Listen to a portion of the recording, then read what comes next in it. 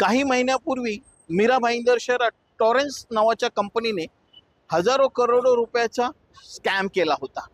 आज पुन्हा एकदा तशाच प्रकारची घटना मीरा भाईंदर शहरात घडलेली आहे. 2 ते 3 दिवसापूर्वी काशीमीरा पोलीस ठाण्यामध्ये एक FIR दाखल झाली आहे.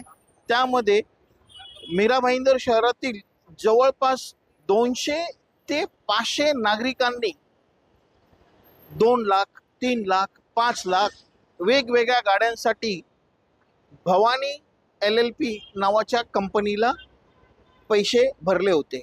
ज्या पैशांच्या माध्यमातनं लोकांना सुरुवातीला थोडे थोडे पैसे परत दिले गेलेत, परंतु आता एप्रिल महिन्यामध्ये हा पूर्ण स्कॅम झाले आहे असे सर्व लोकांना समजलेलं आहे. आपण बघू शकता इथे किती लोक आलेली आहेत ज्यांनी या सगळ्या प्रकरणामध्ये स्वतःचे मेहनतीचे लाखो रुपये लावलेले आहेत आणि आज त्यांच्या समोर पश्चाताप करण्याशिवाय दुसरा काही पर्याय उरलेला नाहीये. कॅमेरा पर्सन गुलाबराव सोबत मी विनोद जोशी, RMC न्यूज. कसं आहे, 2024 मध्ये मार्च एप्रिल महिन्यामध्ये भवानी मोटर्स करून ही कंपनी उदयास आली. वसईला त्यांचं ऑफिस आहे.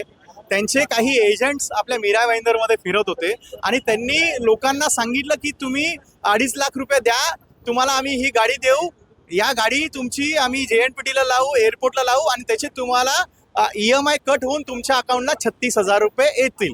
ही सुरुवात गेल्या वर्षी सुरुवात झाली मार्च एप्रिलमध्ये. सुरुवातीला कंपनीने काय केलं, बऱ्याच लोकांना 7-8 महिने पैसे दिले. आता जे डाऊन पेमेंट केलेले त्या लोकांना ते पैसे परत मिळाले. त्यामुळे लोक आणखीन खुश होऊन ज्या माणसाचे पैसे परत मिळाले त्या माणसाने आणखीन 2-4 गाड्या त्या कंपनीमध्ये इन्व्हेस्ट केलं. हे पाहता पाहता हे वाऱ्यासारखं हा चैन पूर्ण मीरा भाईंदरमध्ये पसरलं आणि संपूर्ण मीरा भाईंदरमध्ये पोलिसांच्या माहितीनुसार 1360 लोकांबरोबर हा फ्रॉड झालेला आहे. फक्त मीरा भाईंदरमध्ये. तो तुम्ही विचार करा, संपूर्ण महाराष्ट्र राज्यामध्ये हा किती मोठा स्कॅम झालेला असेल.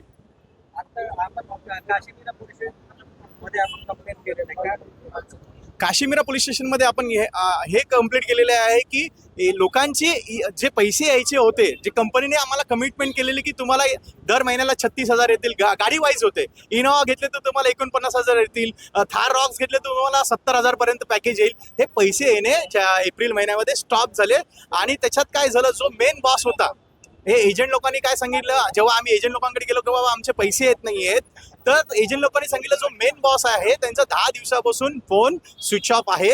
तेव्हा जाऊन कळलं की हा सगळ्यात मोठा स्कॅम झालेला आहे. आणि मग 2 दिवसापूर्वी सगळे नागरिक आहेत ज्यांच्याबरोबर फ्रॉड झाला ते पोलीस स्टेशनला आले आणि त्यांनी गुन्हा दाखल केलेला आहे त्यांच्या विरोधात.